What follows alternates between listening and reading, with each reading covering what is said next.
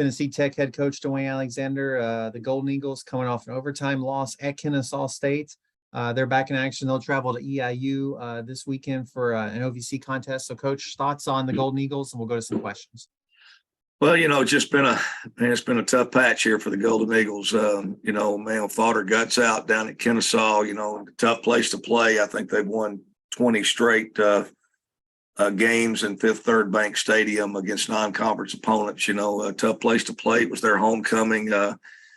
Great crowd, a lot of energy. We got down 14-0 in the game, but fought our way back and actually took the lead in the third quarter to go up 20-17 and maintain that lead all the way into the fourth quarter. We lost our quarterback for a couple of series. Jeremiah Oatsfall took a hit to the thigh and was out for a couple of series. And we fought back, he came back in the game. We scored late to take the lead with 27 seconds left in the game. And they made a couple of plays and was able to kick a field goal at the buzzer to send it into overtime. And we kicked a field goal in overtime, and they scored a touchdown to win the game. Our guys fought really hard, played hard. Really a game to where, really any phase of the game, offense, defense, or special teams really just needed a play, a break or something. And right now we just not been getting them. There was only, again, one turnover in the game, and it was made by us. It was inside on their 25-yard line. And, we turned the football over on a halfback pass that we tried. It was a big turnover. And, but as far as playing hard, making plays in the game, it was an exciting game. And we just came up a play short. And we've had that a lot this year. We had that against Sanford. We played very competitive. We just not been able to validate it on the scoreboard. We got to go to EIU this week. This will be our fourth road game in the month of October. We played at Martin. We played at SEMO. We played at Kennesaw State. Now we're going to make the trip up to Charleston, Illinois. And, you don't have, as typical of this league or playing the schedule that we have, you kind of, this last game was a tough one. We felt like we had the game and lost in the last seconds of the game. And even going into overtime, and lose the game. The hangover from this one was pretty tough on Sunday and Monday, but you got to get it out. You got to get it out of your system and get ready to go play. EIU is playing very hard, very tough. I love the energy they're playing with. I love how they run around on defense. They're playing, hard-nosed and tough. And, it's going to be a challenge to take the 6-hour bus trip, up there to go play those guys. But, we've had to put the last one in the rear view and see if we can't go find a way to get an OVC win and a win on the road. What you talked about on coming close but not picking up the win. Coach Wilkerson was talking about sometimes that can weigh on a team when you play well and you think you've won and you just don't get the final result on the scoreboard.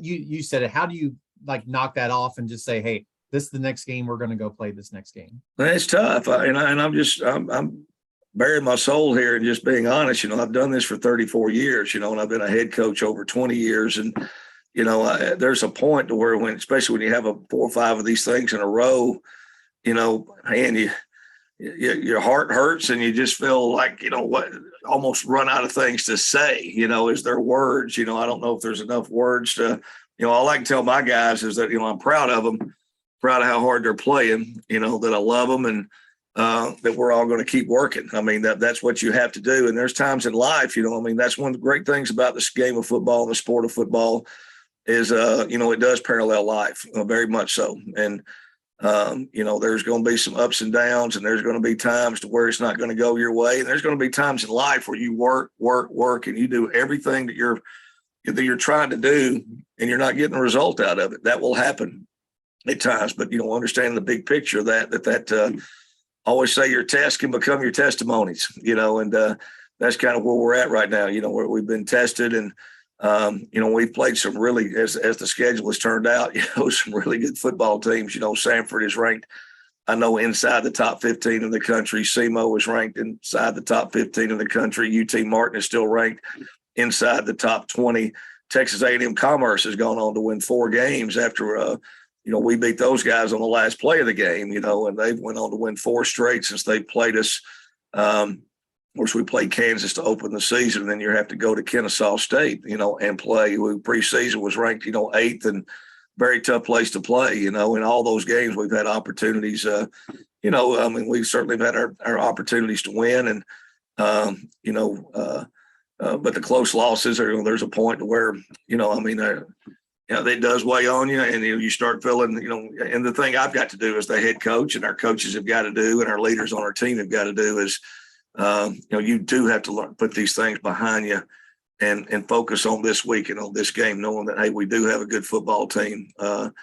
We just got to get it done on the scoreboard. But, the pressure of that, you start letting that build on you a little bit, and everybody just needs to take a deep breath and realize, where I'm looking at it now, we got 2 conference games left, 2 non-conference games left. So, we had a lot of goals and lofty goals, and rightfully so. This team's a good team. We're playing hard and playing some good football, just not good enough to win some of the games, tight games we've been in. But we've got a 4-game season. We got a 2-game conference schedule left. We got a 2-game non-conference schedule left. So we've got 4 football games left. So let's focus on this 4-game season, and let's compete in this 4-game season. If our guys will keep playing as hard as they've been playing, I still think I've never not seen good things not end up coming out of it. And I still believe that. And I believe that with this group. One of the areas their beat writer was asking coach, and he wanted me to touch on special teams. Hayden, for you, 47, 46, 46-yard field goals. EIU's kicker, I don't think, has missed a field goal this year. But first of all, talk about Hayden and just what he's done for you and how important special teams. Well, what a quality young man. He was back home playing in Georgia. He's from Buford High School in Georgia, so he had a big crew there to watch him. And, Hayden's an extremely hard worker. And I mean this in all due respect. He doesn't act like a kicker. A lot of kickers get a personality thing attached to him. But Hayden, we do our morning agilities during the off season. He's one of the leaders of that. He's a very athletic kid and is a team guy, supports his teammates, hard worker. And it was good to see him, have those were all huge kicks now. Every single one of them.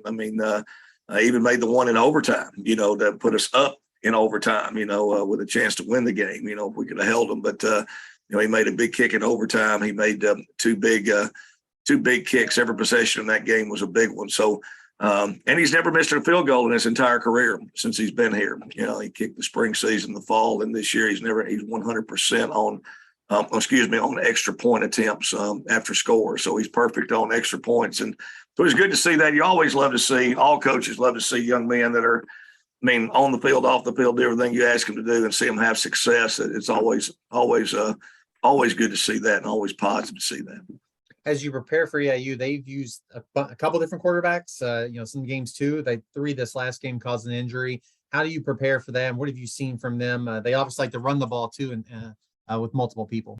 Yeah, they give you a lot of looks on defense, and I'll talk more about that in a minute. But, offensively, they've had a game where they've run for over 350 yards, rushing in a game, and then they and only threw 8 passes, and they've had a game where they threw it 39 times. So, just trying to get a feel for, for what they do. But really their offense doesn't change with either quarterback in there. They're both quarterbacks can run the football. Every quarterback they play, has the ability to run. They have designed quarterback runs where the quarterback can, has the freedom of design plays for the quarterback to run the football, which is always defensively is something that gives you a tough time. Really, EIU's issue offensively has just simply been taking care of the football. They have moved the ball well. They have very good skilled players. Both running backs are outstanding.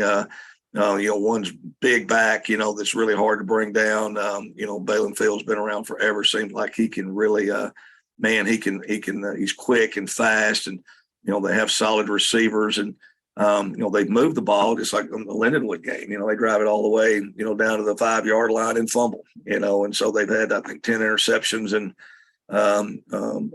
fumbled, 5 times, have turned it over 15 times. Really, with outside that, their record would be a whole lot different than what it is. So they're playing excellent defense. And I tell you, this football team plays hard now. They play hard. You watch them on tape and film, and they play excited. They play hard. They play with great energy. On both sides of the ball. I really like how they play, defensively. Here's some pretty big numbers here: 45 tackles for loss, 15 quarterback sacks, 11 interceptions and they've recovered 5 fumbles. You know, that is a defense that is making a lot of stuff happen. You know, they are, tough to prepare for. They give you multiple looks and fronts and bring pressures from different places. And they've been a very opportunistic defense. So anytime you're playing that type of defense and creating those type of big plays and turnovers, I think offensively, they're doing good things. They just take care of the ball better. You know, that EIU, I think on any given week can beat anybody. That's for sure. A lot of respect for their coach, their staff, how they play and what they're doing. And I always had a lot of respect for Coach Cushing, and I have, certainly the utmost respect for what they have going on there now. I think they're doing it right. They're doing things the right way. They're playing the game the right way, and dividends will come for that. That's for sure. Well, Coach, appreciate your time this morning. Thanks for joining us. Best of luck on Saturday, and we'll talk to you next week. Thank you.